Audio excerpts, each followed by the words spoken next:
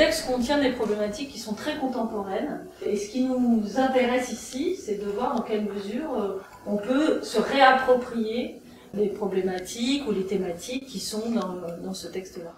Ulysse, Ulysse, nous te faisons la cour, nous te ferons l'amour. Ulysse, Ulysse, fais vite détour. J'ai retenu. C'est bon.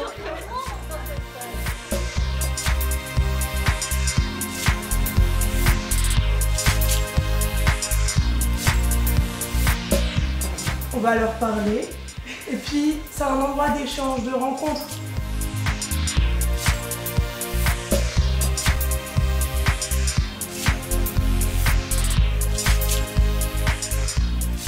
J'ai beaucoup apprécié, moi, comment elle a amené les gens à aller sur le théâtre et à être eux-mêmes et à jouer le rôle à partir de l'histoire, et progressivement tout le monde s'est senti intégré dans le jeu de rôle. Certains ont vraiment montré des réelles capacités à jouer, et on a passé un bon moment, voilà.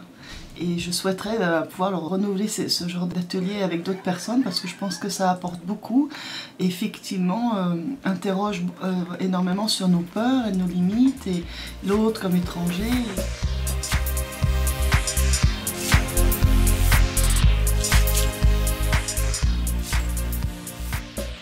Il s'est passé que vous venez d'écrire, à votre manière, un texte. Une phrase. Un début de texte. Un mot. Un mot. Ouvrir la bibliothèque aux cultures du monde, aux musiques du monde, pour que les sirènes ne puissent plus exploiter l'ignorance de chacun.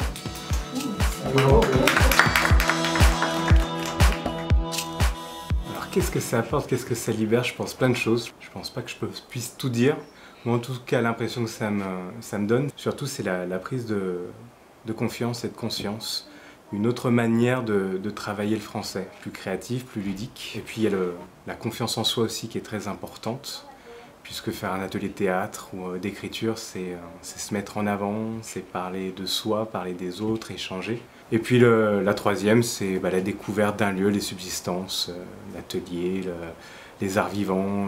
Donc voilà, du coup ça génère plein de choses à la fois. Issa est quelqu'un de drôle et gentil. Il est assez sympathique et j'espère qu'il aura loin dans la vie.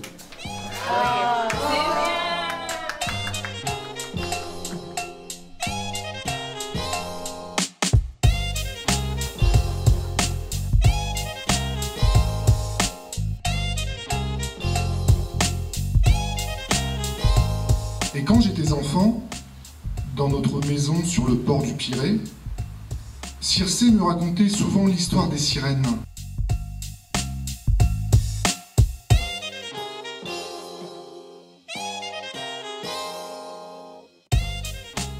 Croyez-moi, c'est authentique. Je cite de mémoire. Répondez, quel est l'hymne de la France? A. La Versaillaise. B. La Paimpolaise. C. La Marseillaise. Ce sont ces questions-là qui sont un mensonge, qui stipulent que tous les Ulysses du monde entier sont bêtes, incultes, puants. Je crois que les subsistances, ils défendent à la fois un travail qui associe une grande exigence avec une grande proximité. On impacte des personnes à un moment donné, de manière imperceptible peut-être sur le moment, puis après qui va impacter plus dans les jours qui viennent, les semaines qui viennent.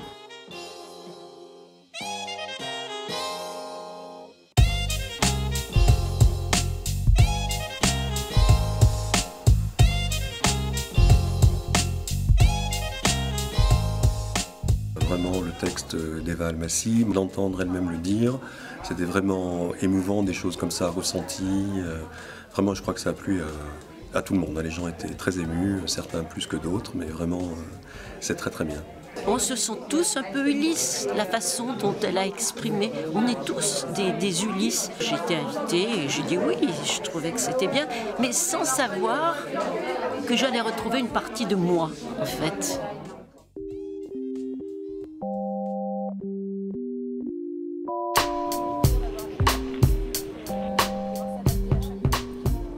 Alors c'est vrai qu'on a pas mal tourné là autour de Lyon pour rencontrer des gens très très différents. Mon plaisir est là. Dans ce moment, dans cette quasi-performance qui dure 1 heure, 2 heures, 2 heures et demie, 3 heures, en présence des gens donc pour réfléchir, discuter, écrire.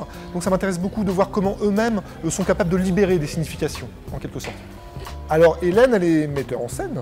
Elle a réalisé 3 installations tirées donc des textes qui ont été écrits pour les subsistances et je trouve ça très très fort. D'autant plus que pour ce qui me concerne, mon installation, une petite variation sur des voix de séduction produites par les sirènes et je trouve que le résultat est très bien.